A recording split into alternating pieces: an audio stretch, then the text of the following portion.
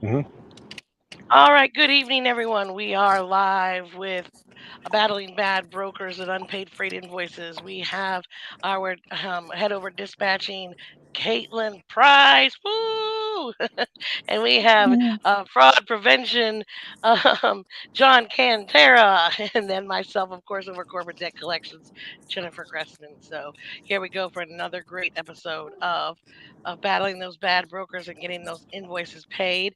John is going to kick us off. He's got a slide already ready to go. He's been doing his homework, and so we're gonna let him run it again. It was like twice in a Oh row. We boy. gotta get the reins back around him, or he's gonna think he owns the place. Go ahead, John. Yeah. Take it No. away. No. No. That hardly. Actually, before I get started into that, I did want to go over a couple of things we went through last week that might be good for some stuff. We're going to be talking a little bit about broker transparency. Noah had a huge victory last week. We had been supporting a carrier in trying to get some documents out of TQL. And for those of you who have ever tried to get load documents out of TQL using the broker transparency law, you've pretty much had the door slammed in your face. And last week, at the request of NOAA, specifically our president, Mike Boston, um, through a letter that he wrote to the Secretary of Transportation, did convince DOT to force TQL to provide that documentation. And from that documentation, we learned that TQL's margin on that was that 47%? Yeah, Did I see that, that right? Mm-hmm. yeah. 47 or 40. 47%. If that doesn't make every carrier out there sick, then I don't know what does. Well, wait, Um, John. Let me interject here. And I thought the ones that were branded with the TIA logo were supposed to only take 16% per Ken Oaks or somebody from the TIA. I'm don't let me But misspeak. that's I'm what just the saying. TIA said. That's what the TIA said. The TIA is funded by brokers. That's how they make their money. They're not going to piss them off. So whatever. So they said that they only take 16%, and then come to find out this one is 47%. yeah. So now we definitely see why TIA is fighting tooth and nail to bury the broker transparency law. Um, I saw an article also last week that was published by the director of TIA. And as everyone knows, she is a lobbyist by trade. Um, and for having a lobbyist as the head of a political action group, they at least know how to get things done. Um, they are pushing DOT now to work on modifying MCA 1980. And yeah, we've been wanting MCA 1980 to get changed and modified and modernized. But the problem is the modernization they want is to remove the what they call the outdated laws, and the one they specifically cite is the broker transparency law. If that just isn't a kick in the teeth, I don't know what is. But as we're talking about the broker transparency law, I am going to go ahead and throw that up so y'all can take a look at it, because you hear us talk about 49 CFR paragraph 371.3 all the time. Um, this is the actual text of the law itself. And what it refers to is the records that brokers are required to keep. The records include the name and address of the consignor, the name and address registration of the originating motor carrier, bill of lading, freight bill number, the amount compensation received by the broker for brokerage services, et cetera, et cetera. There's a lot of info that comes through here, and brokers are required to hold this per subparagraph B for a minimum of 3 years. So, and this is where everything gets dicey, is subparagraph C. This is what we call the broker transparency law. Each party to a broker transaction has the right to review the record of the transaction required to be kept by these rules. This is what we have been pushing for enforcement for so long. And this is probably the top of our political agenda within NOAA. This is probably the biggest thing that we're fighting right now. And this victory last week against TQL, forcing TQL to provide that information, now exposes TQL publicly for the amount of the load that they are holding back. Now, that means they're not only robbing from the carriers, but they're also robbing from their customers. They're artificially inflating rates all the way around. So fun times sure to come in TQL's future. Now that we have the precedent set of being successful at getting this information out of TQL, you better believe everybody and their brother's going to try getting this information out of TQL as well for the loads that they have. And remember, they're supposed to hold this stuff for 3 years. So conceivably, you can ask for that information going back 3 years if you so choose. Somewhere on our NOAA group, we do have a sample format for a letter for requesting these. I asked Michael to repost it. I don't know if he has yet. I don't think he has. But we're going to see if we can't get that reposted and refreshed so people can go ahead and start blasting TQL to their heart's content. So again, that's the Broker Transparency Law, 49 CFR, paragraph 371.3, subparagraph C. That is the citation that everyone needs to pay attention to when they are referencing this law. That's probably one of my biggest things to hit today. One of the other things that I really want to talk about, and Jen, you are near and dear on this particular topic, is going to be double pay liability. And why I'm bringing this up this week is I had a very interesting double broker case that came across my desk. The carrier wasn't getting paid, figured out who the real broker was. The real broker, their basic line is, well, I don't have a contract with you, so I'm not paying you. And they paid the scammer. So what? So I spent about 15 to 30 minutes talking to the broker himself about double pay liability, and he wasn't getting it. He said, "Hey, look, let me call you back. I want to put our consultant on the line, and that way we can all discuss this." I said, "Sure, no problem." Calls me back a few minutes later. I spend an hour on the phone with this consultant, and he's keeping me on my back foot the entire time. He actually is. He's like, "Well, why haven't you contacted this so-called scammer, to try to get collection out of him?" Because they're gone. I was like, "Because they're not liable, you are." but I can see, okay, you know what? I'll be happy to. I'm even going to record it just to prove that you're dealing with a scammer. So that's what I did. Well, I tried to record it, but it's kind of hard to record something when all you hear is this number has been disconnected. So apparently it turns out the carrier does exist. And the broker said they did their due diligence when they hired the carrier. This load went from, I want to say it was Indiana to Texas. And they said they did their due diligence. Well, when I looked up the carrier in Safer, the carrier is intra-state only in the state of Washington. So they don't have an MC number. No, they have an MC number. They actually do have an MC number. However, their authority is only intra-state. When was their authority granted? 15 years ago, I think. Oh, really? It's been a long time. Wow. It's been a long time. But they only operate. Yes, many.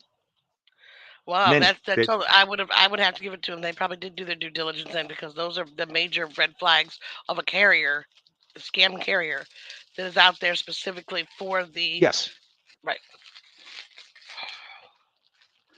But what happened in this case and where I really was able to pin them to the wall is the fact they gave a load to an intra-state carrier that's Right. only authorized to True. operate in the state of Washington. How the That was hell a are good you going to catch. haul a load from Indiana to Texas? As soon as I pointed that out to them, then the fight was over. There was no discussion whatsoever. And apparently, Kate dropped off because she just lost the connection.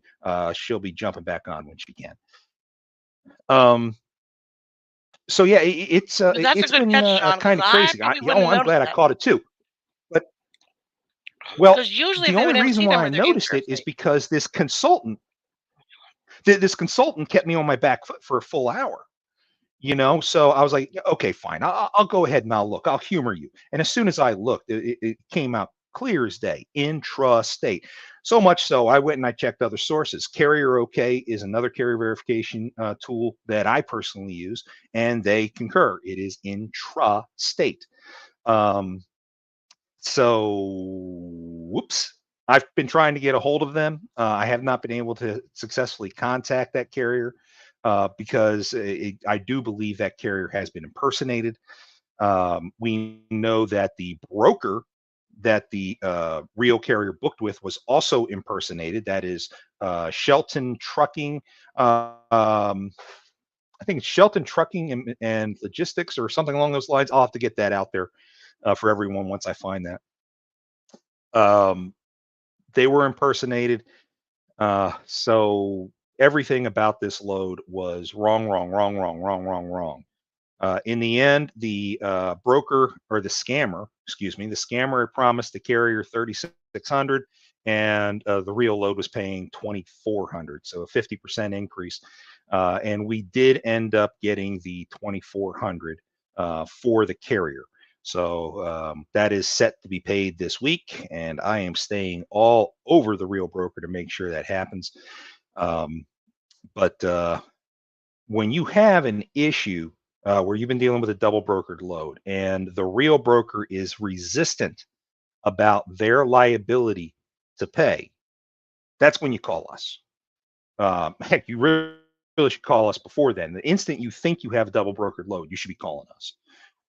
But seriously, some of these brokers think they're infallible. They think, oh, no, my loads don't get double brokered. We pay attention. There's no way in hell it's been double brokered. No, not us.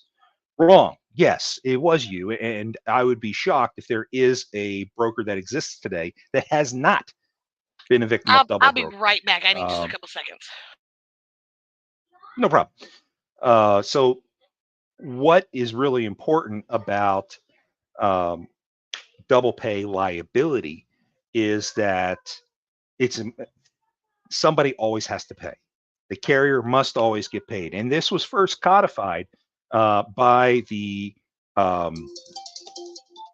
Why is my phone ringing? Okay, it was first codified by the Interstate Commerce Act, and the Interstate Commerce Act basically says that the carrier gets paid no matter what.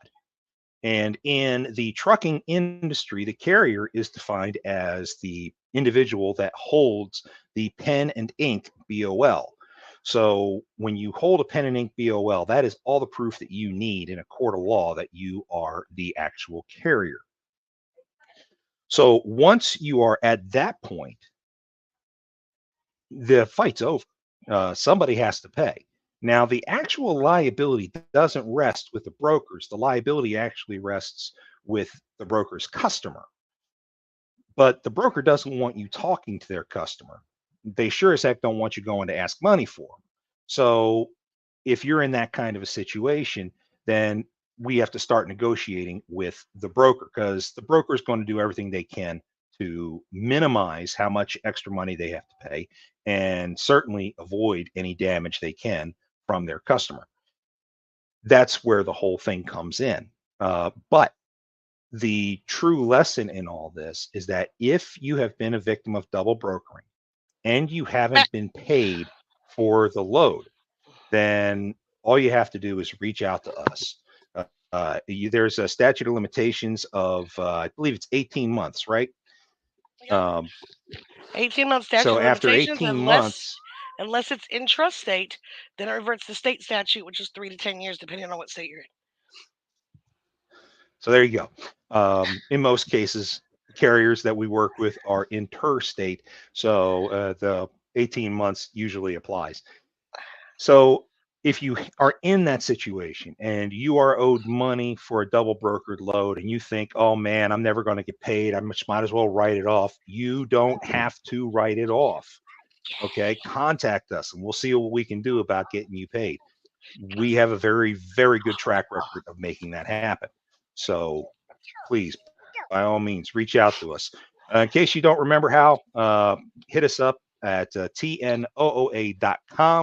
If you're already a member, just email info@tnooa.com, and we will get your requests routed to us directly. So that should make things fairly easy. So in the end, and I'm very glad to say that we did get this carrier paid. I'm just waiting for the money to actually come in so that we can deal with the distribution, and then everyone will finally be happy. The last thing that I specifically wanted to hit is my favorite, Jackie Crane. Anyone out there who is dealing with Dixieland Transport has not been paid, and we're talking about people who are signing on as owner operators. Either you have a very young authority or you have no authority. So you're signing on with a well-aged carrier. Do not work with these people. And please do your homework. And it's not just Miss Crane that you have to worry about. I have heard of other instances recently where you have scammers encouraging people to sign on with them as carriers or as owner operators, and they have you pay these outlay fees, usually for an ELD, a little bit of a deposit for insurance, and they take that money and they run. Or they start dispatching you out to get loads, and then when it comes time for your first settlement check, you don't get paid. You need to vet these guys and vet them very closely. Do your research. I would be looking for comments about their company in social media. I would be looking for a website for them. If they have a Gmail email address, run away. Anybody who's in the business of signing on uh, drivers as owner operators to their authority really should be in a more professional manner and have their own email exchange. If their extension is a Gmail or a Yahoo or something like that, just avoid them. Yeah, they're not a serious business. Let's put it that way. But if you do wind up in these situations, we can try to help as best we can. Particularly if you have a young authority and you're signing on with somebody until your authority matures, we can definitely help you there, because if they go and they book something under their own authority and not under your authority, and then they have you haul it and they're your dispatch service, that's double brokering. So you have to be very careful about that. Let me see if I can try to articulate that a little better. If your dispatch service has their own authority and they book loads on their own authority to give to you, that's illegal double brokerage. So don't let somebody do that to you, because they'll then factor the load. They can lie to you about how much the load pays, and they could shortchange you or even not pay you at all. So, FMCSA's rules on dispatching, and I wish Kate was still here because she could talk this better than I can. FMCSA's rules for dispatching that recently came out earlier this year specifically state that the broker does not pay the dispatcher. Okay, so if your dispatch service is collecting your funds for you and distributing them to you, they are operating illegally. So please make sure we are aware of it, and then we can help you to get things squared away properly so that you can be certain that your business is going to run properly. Boy, I'll tell you, Jen, there are more and more shysters out there every damn week. And don't try to think you It got them all figured never out, ends. because once you got them all figured out, once you think you got them all figured out, somebody else is gonna come along with a totally different scam. Absolutely. And the worst part is they're getting really damn sophisticated about it. I really thought we saw the end of scammers trying to hijack MC numbers off of Safer. And we've seen that just last week. Yep, I've they're seen still doing another it. one. And I don't It, know how they're doing it and it how. I mean, they amazes supposedly me. fixed that. Well, you can still file an MCS 150 online. All you need is the DOT PIN number. Hmm. Now, a little bit of background for those who don't know, DOT had a data breach back in March of this year. And during that data breach, DOT only admitted to federal employee data being compromised. In reality, the DOT PIN numbers were compromised. So anybody, a broker or a carrier that has a DOT number, your PIN has been compromised. If you have not changed your PIN since March of this year, then you need to go ahead and change your PIN because your PIN is available on the dark web. And if they single you out as a target uh, to try to hijack your authority, they'll have done it at least 12 hours before you ever notice. And in that time, they'll book a dozen plus loads in your name. You really have to pay attention to these guys. Get your DOT PIN number changed. And the only way to do that is by mail. Go into Safer. You can get the instructions on how to request a new PIN number. Get that PIN number as soon as you can, and that minimizes your susceptibility to having your authority hijacked off of Safer. Whew. Absolutely. How you doing there, Scammers Joe? everywhere. You need to get a sip of water there. I mean, you, Yeah, I am feeling a little parched. uh, I'm gonna tell you that we keep finding more of these bad brokers. I heard one the other day, W and W. I don't know if it was transportation or logistics or whatever. There's another one that came up. Who did I get sent over today?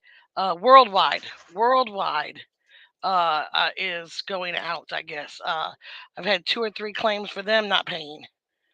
I don't know which exactly one it is. I don't have it handy at my fingertips, but I'm just alerting you guys. You have a worldwide. Um, Let me see if I can find it real quick in my email. I think I don't know if he sent it yet or he just called me about it. And I know he signed my client agreement. Here, babe. So, I hang am on, give me one familiar with second. that brokerage. I've done work Yeah. with Worldwide before. Hang on one second, ma'am.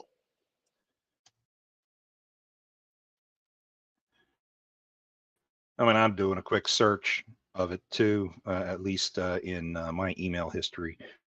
So I'm pretty sure I've done work with them.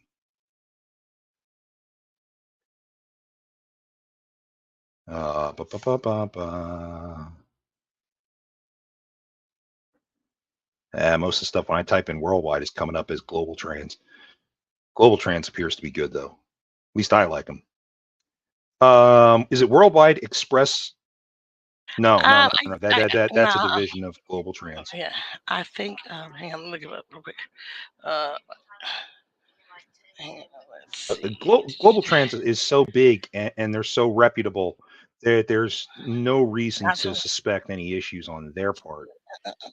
Um, Um, I would say the same thing of brokers like King of Freight. I've had some great interactions with King of Freight lately. Love you. See you Um, tomorrow. Okay, good job today. and I had one, oh, who did I talk to earlier today? There's a someone earlier today that I was dealing with that I was really pleased with how they were Now everybody knows handling that. a situation that we were involved in. Oh, let's see here. Yeah, there's just too many. I'm gonna have to wait till I get his paperwork. And to if know. folks, if you don't already do this, make sure you, when you have a positive experience with a broker, please issue a positive review for them on DAT, or their Google listing, whatever, Or um, both. and make sure that they know you did that. It's going to get you a lot of brownie points along the way the next time you've got a load with them.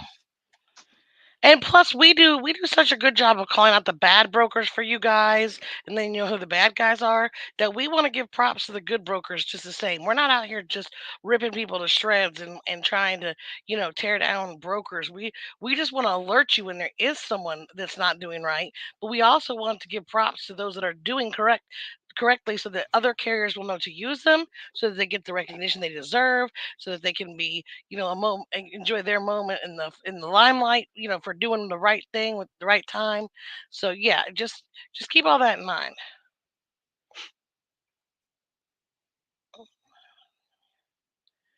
Absolutely. Super. Yeah. So when we come across brokers who have performed exceptionally for us, we will call them out and make sure that everyone is aware of the work that they're doing. And I don't know why my email is running so dang slow today, and I can't seem to get anything to pull up. Um, there we go. It's finally coming up. This was for Fitzmark. There we go. Fitzmark, their Atlanta office is who I've been dealing with. I've actually been dealing with them all weekend for one of my dispatch clients. And what happened was they had a 1 a.m. delivery overnight last night that they were supposed to make, and they are in a box truck with a lift gate. But the location they were delivering to had a locking mechanism that latches onto the back of standard tractor trailers. And if you have a lift gate, either a tuck under or a rail style lift gate, you're not going to be able to hook into their dock, and they will refuse you. So here we are with a load weighing 9,000 pounds. Again, remember, this is a non CDL box truck. Um, and we couldn't get it unloaded. So the driver retreated 70 miles west to Louisville, and that's where he lives. And he slept the rest of the night. And this morning he reached out to me. I really wish he reached out to me last night when all this was happening, but it is what it is.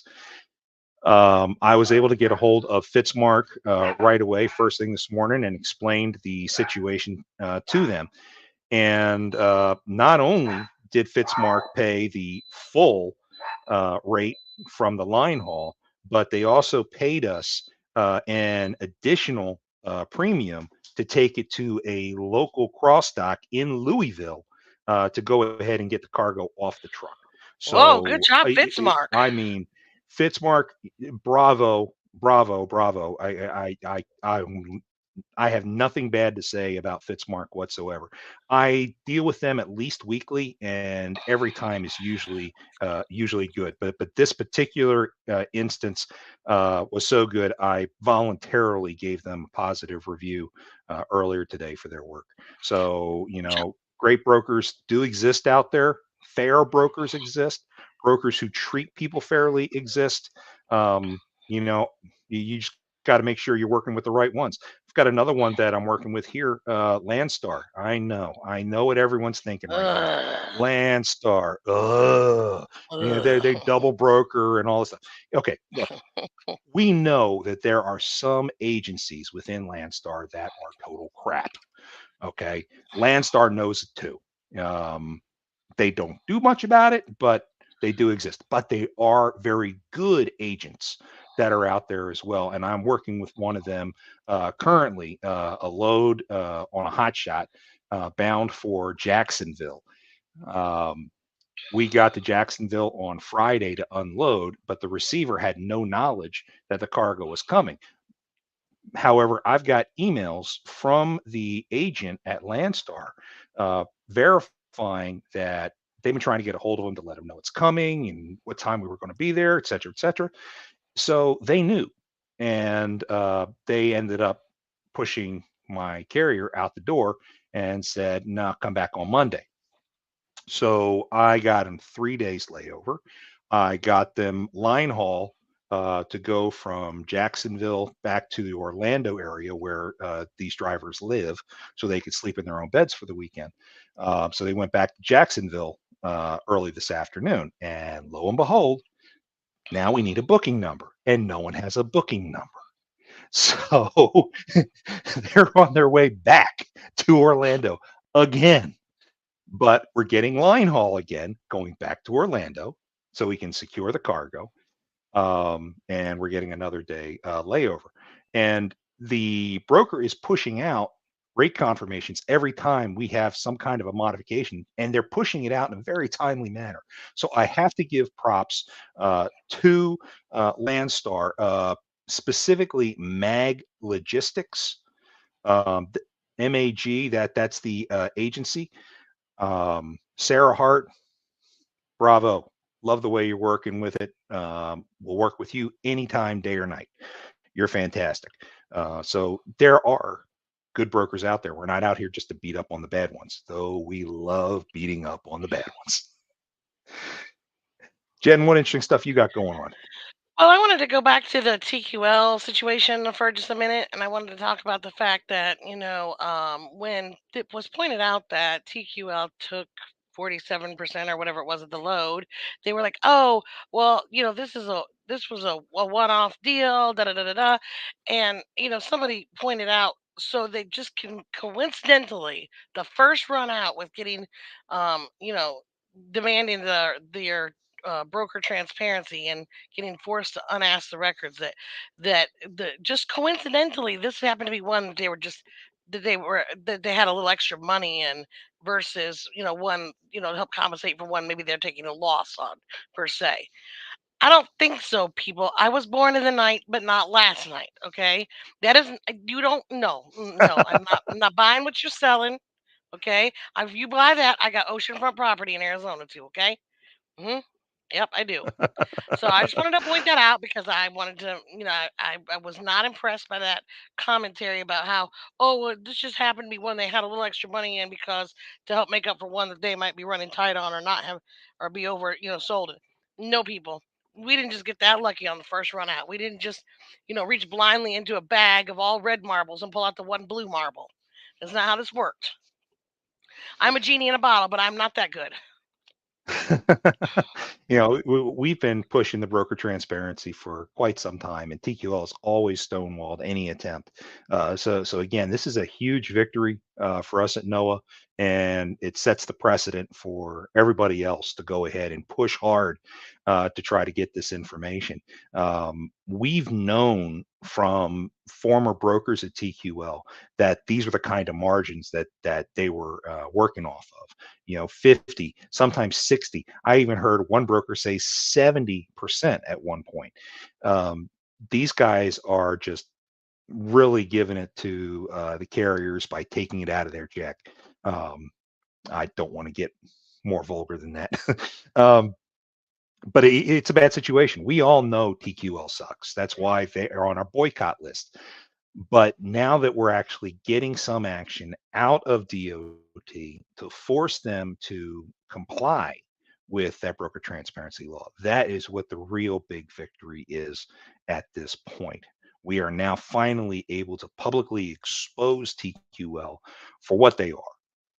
They're bad brokers. They're horrible brokers, and I'm sure there are good individuals within there. And I feel bad for the good individuals who are stuck at TQL because, boy, let me tell you something. Their contracts suck. I was talking to a former TQL broker.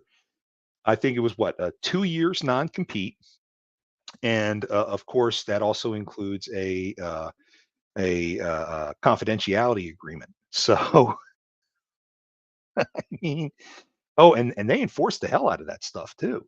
I remember what was it, Jen? When we first stood up NOAA, uh, weren't they suing a broker for the second time for violating their non-compete because he had established a brokerage? He had no clients. He wasn't open yet. He was going to open after the That's right. non-compete period was over, and just because he got his authority, they went ahead and they sued him. And again, it wasn't the first time; it was the second time they sued him. So he went to work for another broker, and that was a problem too. TQL sucks. So I feel bad for the good guys who are stuck in there. Oh no, did Jen drop off too? I guess so. Oh, there she is. She's coming back in. I'm glad, I'm glad y'all are still Hi. here. Well, You- since you got me sorry. on co-host, it stays pretty good. Um, yeah, so that's the reason why we beat on TQL so damn much. CH Robinson, JB Hunt, they're in the same ballpark. Amazon as well. Um, these guys are horrible at what they do. They're horrible at in their accounting. They're horrible in the tracking. They're horrible on the claims. Um, my big Kind of like fight the that I'm still Grinch. dealing with is still my big fight with Amazon that I've been dealing with that load that's sitting in Phoenix Hmm. is still ongoing. Is it still sitting Um, in Phoenix? it is still sitting in Phoenix. Oh, nice. Amazon, 3 months running. um, yeah, yep. Amazon got to me. What? It's almost 2 weeks ago. They finally, their attorney emailed me. I sent our terms, and they have yet to respond to our latest negotiation. So God only knows when the heck that's going to happen. And I impressed upon them yet again this morning. Storage is still accruing at $50 a day, guys. Somebody needs to do something. So They got yeah. plenty of money. They're a multi-billion-dollar business, John. Who cares? Well, yeah, you're right. The company's got more money than God, and their owner has more money than the company. So, I mean, take that for what it's worth. But they sure as shit don't want to do anything to part with it. All we're looking for is a fair shake for the carrier, and that's all we're trying to go for is a fair shake. We're not asking for them to pay the line haul that the scammer promised. We're asking for a fair rate, and they are hemming and hawing and trying to give us half of that at best, and that's not going to cut the mustard, at least not in my book. Or the mayonnaise. Or the mayonnaise, absolutely. Um, what other fun stuff have you been through? Just Give really my working throat a little through time to heal. a lot of the Meadowlark stuff, convoy debt. I've been placing right and left. I just put $58,000 of the convoy in. Next to sell supply chain solutions, I have a whole list of. I just have I have I'm just swamped right now. Honestly, I mean, I can bring in some more salespeople to help if I need to. So I'm ready to take on more if there's more out there. But right now, I'm just pretty much working, long hours trying to get all these in and maintain. And once I get them in, it'll be smooth sailing. It's kind of an arduous process we have to put it in the system. So If you guys out there have any other issues, and as you all know, Jen and I deal a lot with the same things. We both do freight guard removals. We both deal with double broker situations. We like to have Jen handle them after they deliver. I usually handle them while they're still in the truck.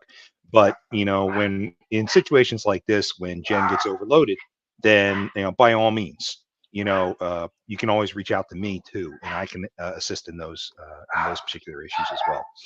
And apparently, my dog agrees because she sounds really excited right now about what's going on in the other room. I'm guessing she's listening in. Yeah. Oh, then the other one is joining now. Go ahead, keep going. I'm gonna go ahead and mute my mic here. That's all right. That's all right. Mine was barking a minute ago. That's why I had to stop and get up and let him out. And so um, just uh, just trying to watch some more of what's going on with the bankruptcies out there. Remember, keep your receivables tight. Anybody could go at any time. Um, I don't know who's going to be next. I really thought we would have seen another couple go since Cell Supply Chain Solutions and um, Elite Transit and Meadowlark. I really thought we'd see another couple go down so far. So I'm surprised we haven't. It's good that we haven't, but keep those receivables tight because you just never know. I think the ones that are maybe going under are smaller. They're not affecting as many people, so it's not coming to light as much. I mean, mind you, by the time it gets to me, it's pretty bad. I mean, several people are experiencing it, but I mean, I don't just get hit with the first person that experiences non-payment usually. I mean, usually it takes quite a bit of effort, and a lot of people out there um, experience non-payment before I hear about it. So once the collections agencies are hearing about it, you know it's serious. So Jen, looking good. into your crystal ball, is there any broker that you can point out that you think has problems or may have problems in the near future? You've Um, mentioned one before, I Flock Freight recall. is another tech digital tech brokerage, Yeah, that's the one. and they were mentioning some insolvency. So been kind of keeping my eye on them, but I haven't seen any more. They kind of laid off a bunch of people, and I think they may have leveled out their profit loss margin there. Um, Also, Echo's credit score dropped, but I haven't heard anything more about them being, flexing or anything. And then, this worldwide, I had a lot of reports about Packer Logistics a few weeks ago, but I think they're still moving on. Um, yeah, just trying to, keep my feelers out there for anything that's big that's gonna hit, a lot of people. If anybody else is experiencing non-payment or whatever, please let me know so I can at least check into them and make sure that it's, maybe it's a one-off with you. Unfortunately, maybe you slipped through the cracks, or maybe there's an issue with your paperwork or something that I can help you to resolve, versus affecting everybody globally out there. But it's better to get out ahead of it on the front side than to get hit with it, once they're full on insolvent. Yeah, this is part that's really important. You got to stay in head of this stuff. You really do. Back when I had my own carrier authority, um, I did my factoring through TAFs. And if someone wound up over 30 days, then not only was TAFs on me, but I was all over that broker too. It just made sense to stay on top of them just to make sure that I got paid, and then that TAFs didn't go in and take my money back out or withhold funds from me down the road. So please stay on top of these guys. And if you're having issues with a particular broker and you want us to highlight it here, by all means, please let us know. We don't get the word that someone's having a hard time until they tell us. Um, we don't know that people are struggling with non-payment from double broker events until they come to us. This is what we do, guys. You are supposed to be paid. If you haul that load, you get paid, and we will make sure you get paid. All you got to do is reach out, and we're happy to help in any way that we can. Even if all you need is for us to help you file a complaint with FMCSA, we're happy to do that too. It's all about being able to try to take care of you, but the sooner you can alert us, the easier it's going to be for us to be able to make things happen in your favor. I want to talk about this for just a minute. Sure. For those of you that factor and you have recourse factoring, if you have non-recourse factoring, you have nothing to worry about. That means that if your factoring company does not get paid, they eat that and they don't come back to you to get paid. That's if you have non-recourse, okay? If you have recourse, they charge back to you. And what that means for maybe some of you that are newer or maybe people that don't factor is that you have a reserve amount that stays in your account. I think a little percentage is taken out of every load and put in there. And then when they don't get paid, when the factoring company doesn't get paid for a load, if they can't get paid, they will charge it back to the carrier by taking it from their reserve. Hopefully, there's enough there so that that doesn't hurt them in the long run. Now, here's the thing. There are I don't like factoring companies because I don't like people touching my money. However, sort of like brokers, I understand their importance in the industry. Okay, and so that being said, um, if I'm paying a factoring company to take care of my money, I want to know they're taking care of my money. I want to know if they're not getting paid, they're chasing it down for me. If they're not getting it chased down, I want to know they send it to a transportation collections company for me, or somebody that handles specifically transportation debt, because it's not the same as all other debt. Okay. And I want to know that somebody is doing something to try to recover that other than taking it out of my pocket. Okay, this is where we're getting like predatory leasing, predatory, insurance, predatory. Well, there's predatory factoring too. Hmm. Okay, so I just want to say that be careful when you have a reserve, because a lot of times, especially if you're a one truck owner operator and you're not having a lot of chargebacks, you may not be watching that reserve real close. And I know there are factoring companies out there that will look at that invoice and say $1,200. Well, we didn't get paid for it. They got plenty in their reserve over there. We'll just take it out of their reserve, and they just take it out of your reserve, and they don't tell you. Yes, I realize they're supposed to tell you, but they don't tell you, okay? And they don't tell you because they don't want you to know they didn't get paid for it, because they don't want you to make them work for it. All It'll right. be buried in an email or a report that you get every week or every month, but it'll be So buried, to you can make it ask your as difficult factoring. for you to find as possible. Yep, you can ask your factoring rep, your factoring company for a complete chargeback report going back 18 months to June 1st of 2022. Really, it's June 4th, but I mean, I was trying not to split hairs. So, and it might actually, now that I'm thinking about it, it was probably July, because we're in December. No, it's June. So, if you Yep, ask you them you for got it that, right. then you can go, then look and see what's on there, and what it'll show you, like how much was charged back. Now, if there's short pays, like you didn't track and they charge you $100, or if there was sometimes there's a fee. Some I see there's some brokers that there's a little fee, a little few cents fee, like I think JB Hunt or somebody does this. I don't remember who exactly, but it's a few cents fee or whatever I don't even know what it's for, but they take it out of every load. So you'll see that. Don't worry about that stuff. That's not stuff that's probably likely going to be recoverable. But you're looking for where you submitted a load for $900 and you have a chargeback for $900. And after you see that on there, you want to go back to your factory company, to your representative, and ask them to double check and confirm that that money has not come in. Why do you want to do that? This is why, because sometimes a broker will send in that payment and they won't denote what load it's for.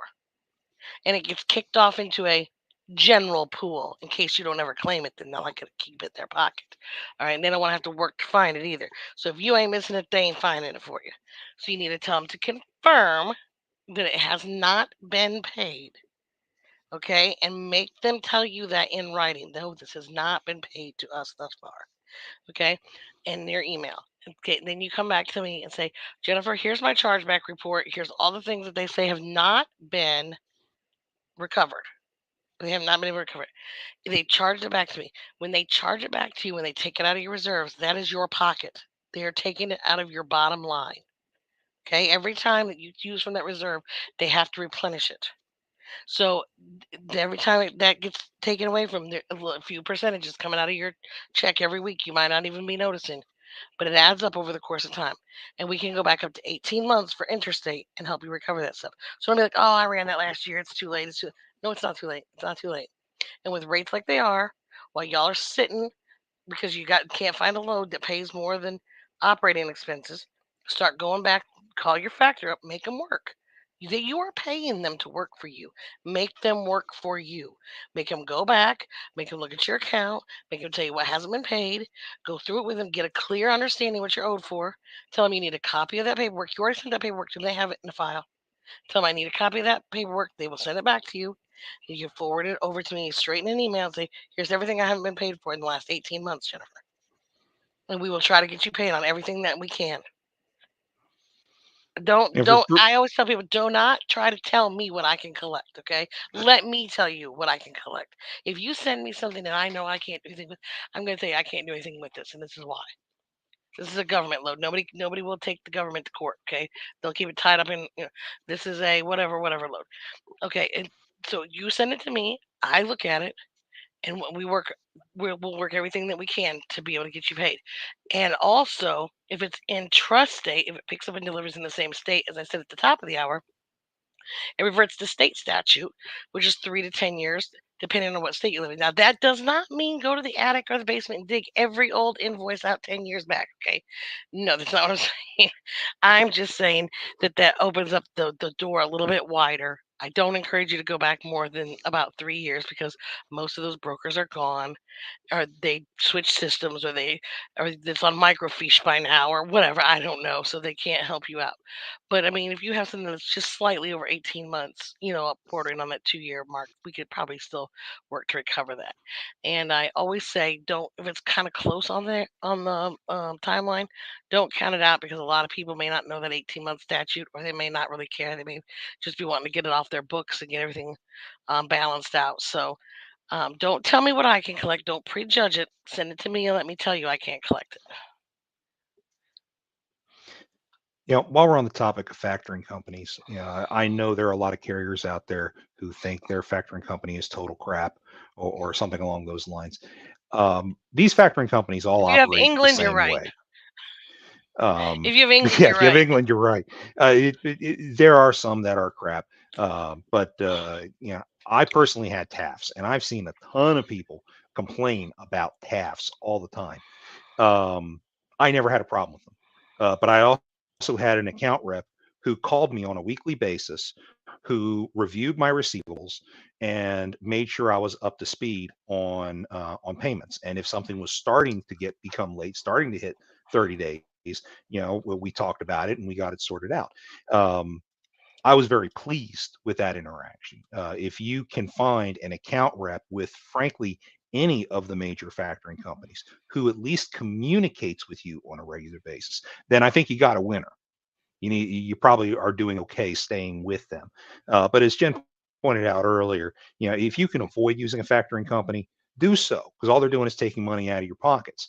If you're running a 53-foot drive in, they may be taking what, 1.5 or 1% out of you. For a box truck, it's usually double that, 2 to 3%.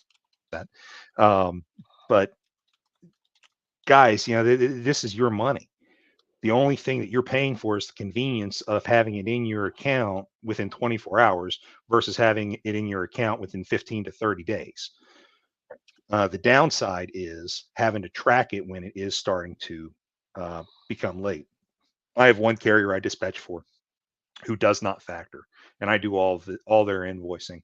And I can tell you, it is a pain as things hit 30 days, and then I got to go back and I got to find the invoice, and then I got to contact the broker, have them tell me what the heck's going on. Yeah, it's a pain. But at the end of the day, the carrier's getting all their money and no one is skimming off the top.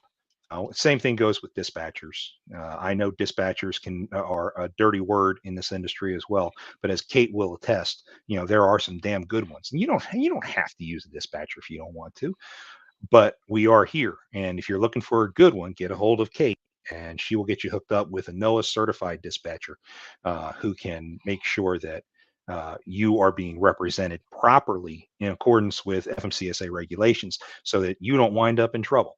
A good dispatcher is going to keep you from getting freight guards. A good dispatcher is going to keep you from getting fined for doing something, well, stupid. A good dispatcher is going to tell you, hey, look, you've already committed to this load. You can't go fishing for another. You know, well, we're going to keep you straight because that's our job. Our job is to protect you. And I'll let Kate talk more about that next week because I want to do an in-depth dive on dispatch. What else you got, Jen? Oh, let me think here. I gotta find where I'm at. Where's my stuff? Okay, there's that. There's that. Take a Yeah, look I've got down my through bad my boy notebook sitting here too. stuff. Oh, I do have one other thing, and this was out on our Facebook page earlier today. If you use the FMCSA portal, there is a change coming up at the end of the year.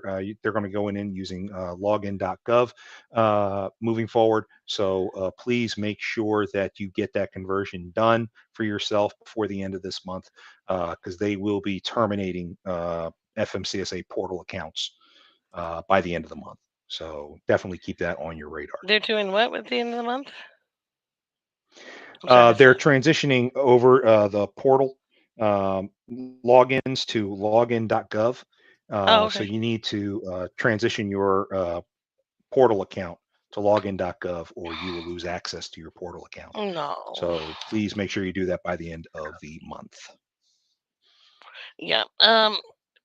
Yeah. So I mean, I think that's pretty much all I have for right now. I'd like to go ahead and wrap it up. I have another meeting that's already started about 5 minutes ago that I need to get into.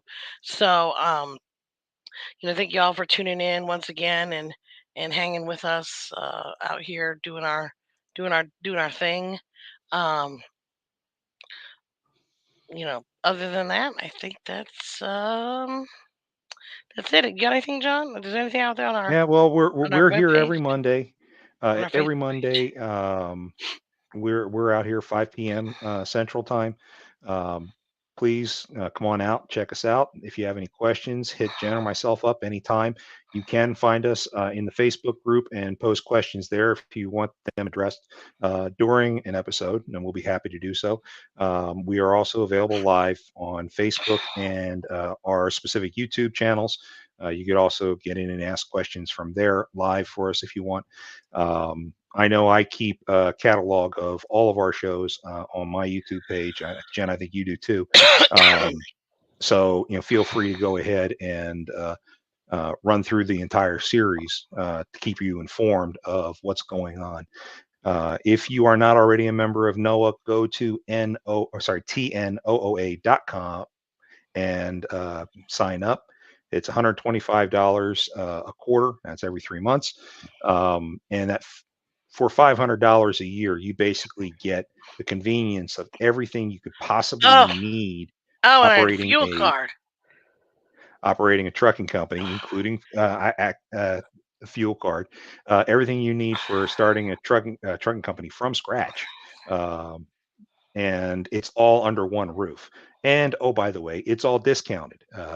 Pretty much everything that you get, every service that you get under NOAA is discounted for NOAA members in one form or another. So the discounts alone more than pay for the membership. So it's definitely worth your time. Um, Again, that's tnooa.com. Please check it out.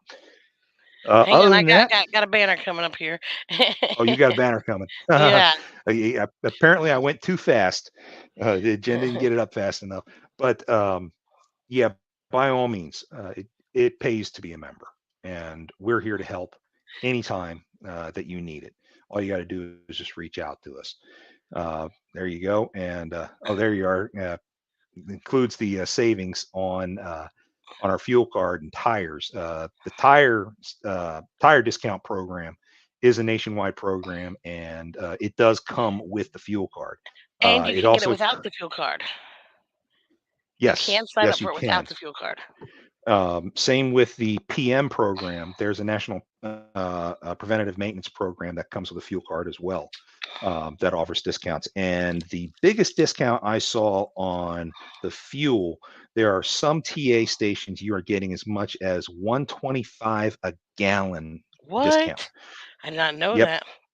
That is the largest discount within the network, and it's only certain TA stations. I'm not sure which ones, but I have seen that confirmed. $1.25 a gallon savings. So that's pretty damn significant, especially in this day and age. Yeah, if So you're by if all you're means, loaded up with guys, 250 gallons, wow. guys, the membership pays for itself just in these services alone. And we're It launching pays. a NOAA exclusive insurance after the first of the year, from what I understand. Yes, I did see that. I need to study more about that. I don't have all Mhm. the details. I think I'm waiting for the next staff meeting to get that more in focus. But it is one of the things we've been looking for. I think they're also trying to get the association's authority up so that we can Mhm. start bringing owner operators in to lease onto our authority. So there's so much more to come. We've only been around for what, 7 months now. So in the 9. short time that we've 9, okay, 9. in the short time that we've been around, we've gotten a lot accomplished, and there's still more to come. So stick with And us, we're still and working hard. Yep. absolutely, it doesn't stop. John's working It does harder not than me, though. I make stop. sure, Yeah, but I just right. keep giving him more work. I'm Yeah, tired over here. You do, but you can go ahead and throw some more my way. All I do is I basically take the paperwork and throw it onto a bonfire behind me. But it's okay. Um, if Perfect. it's important, she'll send it back to me again. But, uh, seriously though, we're here to help anytime. Just reach out to us. Again, All right. tnooa.com or email info@tnooa.com. Or That's just about call it for tonight. Or just call them. Yeah, I'm sure Mike wants to hear from everybody. He loves to All help. right. Thanks, guys. Have a good night. Until next time. Keep the rubber Take care, side guys. down, shiny side up. Bye.